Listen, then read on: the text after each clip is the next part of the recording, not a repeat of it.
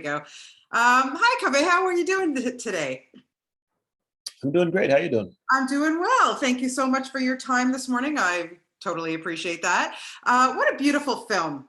And I have to say, I mean, I've been to Cuba, luckily, a couple times. I love it there.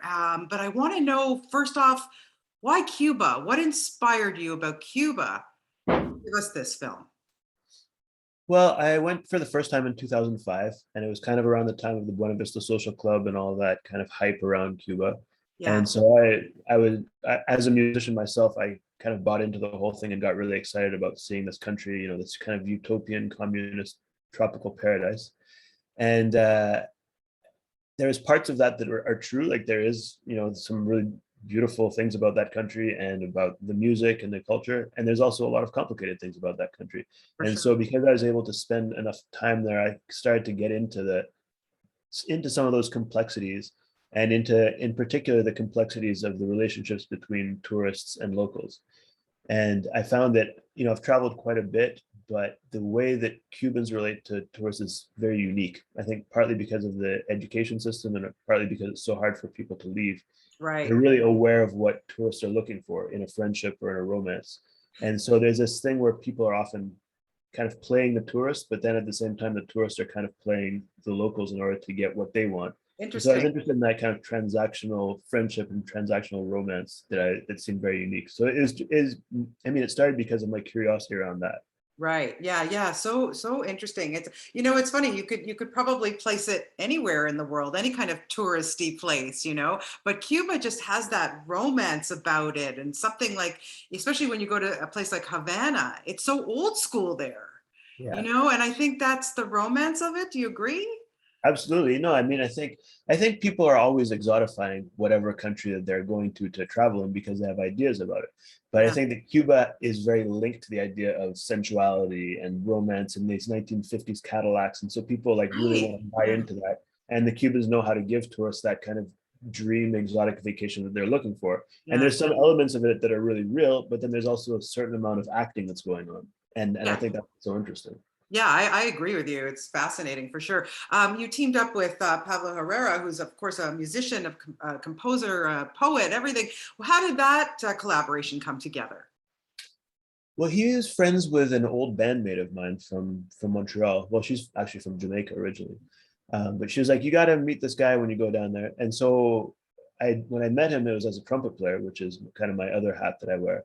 And Pablo and I started doing some recordings for a hip hop album he was making. And it was over the course of that. One day he asked me what my favorite film was, and I was like, "This guy, he's from Cuba. He probably doesn't really know a lot of the films that I'd be into." But I was like, "Well, I really like Happy Together by Wong Kar-wai." He was Yeah. like, "Oh, well, I prefer Fallen Angels, but what I'm really into these days is Peter Greenaway." And I was like, okay, we've got a cinephile here. And what I realized is that actually there's a huge cinephile culture in Cuba, Right. and it's so cheap for people to go to movies. And they're really interested in culture. And so especially like Soviet movies and art films, people can go and spend like 10 cents and spend their afternoons watching films. Yeah. And so Pablo had this cinephile culture, and for him, it was really important to make a film. I mean, he had a dream of making a film about Afro-Cuban culture, or where Afro-Cuban culture was portrayed in a really genuine way. Because often Afro-Cuban culture, even within Cuban cinema, is kind of romanticized and exotified. And it's like, given this kind of like magical voodoo quality. But actually, it's just a way that people live, and it's a particular religion that people have. Hmm. And so he wanted to show that kind of the reality of Afro-Cuban existence, and have it not necessarily be a film like about that, but have that be the background to which things happen in the film. Yeah, it's fascinating. Now, I want to talk about the actors because is it true? Like none of them had any acting experience before this? That's crazy. Yeah, no, it was crazy. I mean, some of them had, like a tiny bit of like, had been in, community theater things or whatever. Right. But And Yona, who plays the role of Leonardo, yeah. he's actually a very, he's quite a well-known ballet dancer and a very like accomplished ballet dancer. Yes. So he Yeah. was used to performing, but in terms of acting for a camera, no, none of them really had much experience. And so Amazing.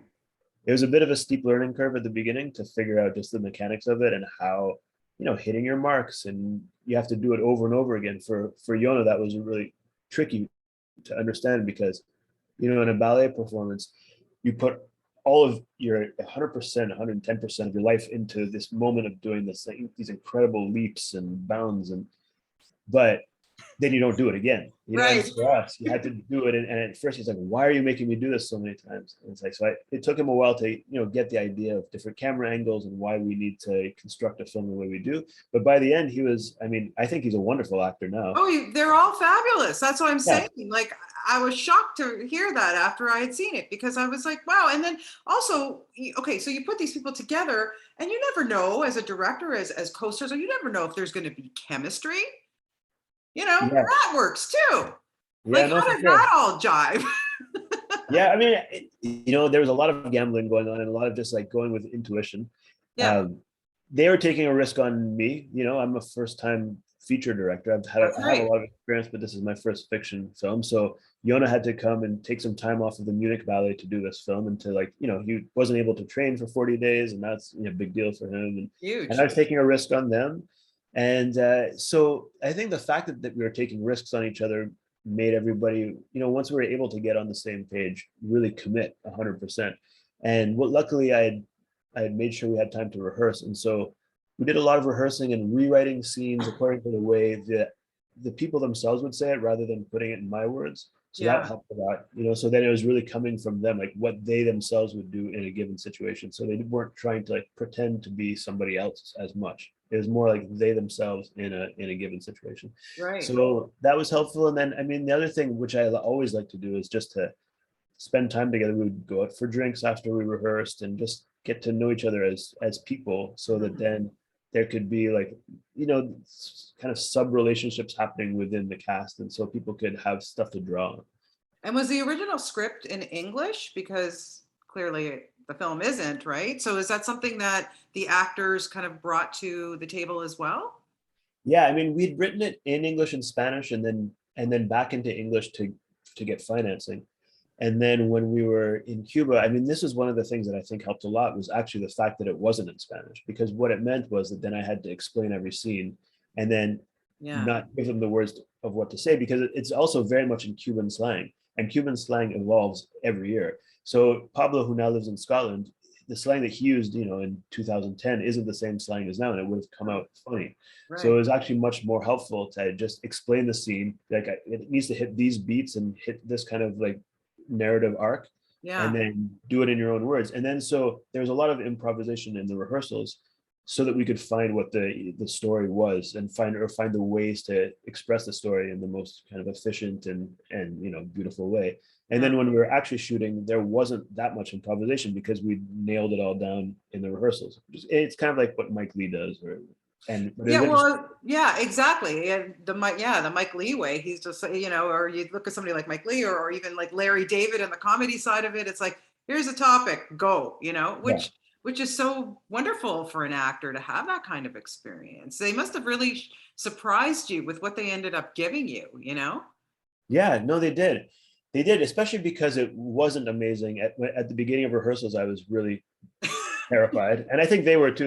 I think Yeah, we were I'm all like, sure. "What the hell are we doing?" And Yeah, then when it started to work, it was just so exciting, and it was also just interesting getting to know how different people operated. Like Iona would sometimes forget his lines until he'd done them a bunch, whereas Aki, who plays the role of Nassim, she knew her lines so well that it was kind of like her first take and maybe second take were always really good. And then it was like she knew the part a little bit too well. And so yeah, sometimes as her performance was maybe starting to slip a bit, Yona was finally getting the words totally right and in his body and his mouth.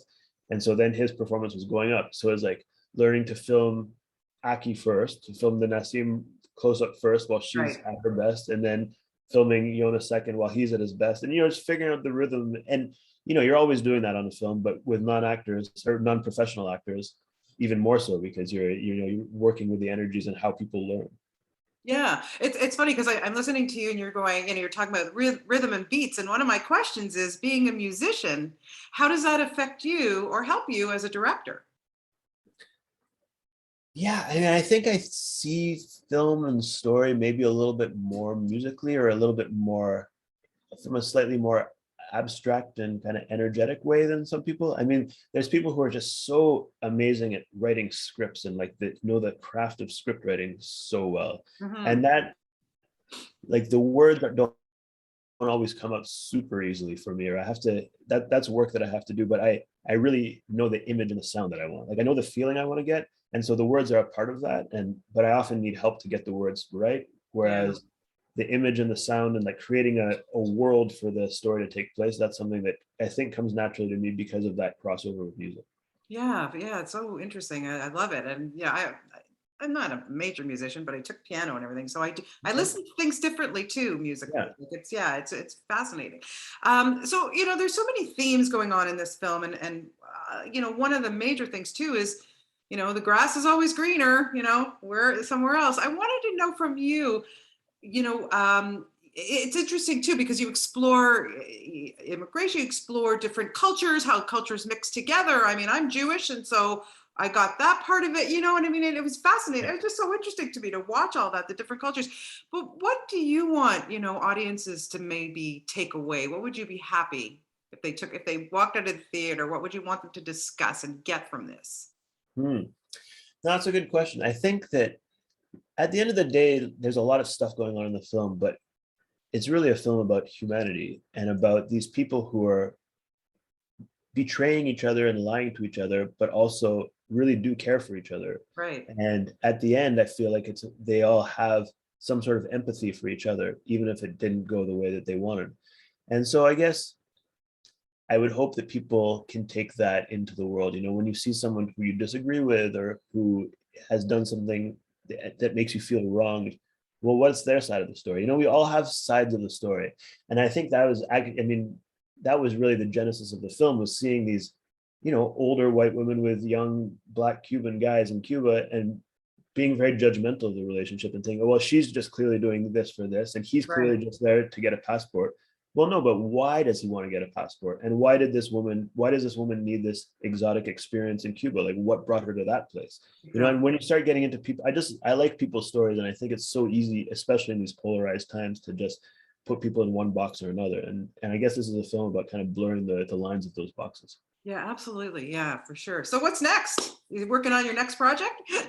Yeah, I'm sitting at my editing studio. I'm working on a film about ritual in Haiti and the way that Haitians use ritual to find strength and resilience in the Wow. face of oppression. And so it's a film with, I mean, it's a documentary, but it's also made in conjunction with painters and poets and choreographers and dancers. Wow. It's this very kind of like hybrid collaborative film that we made down there.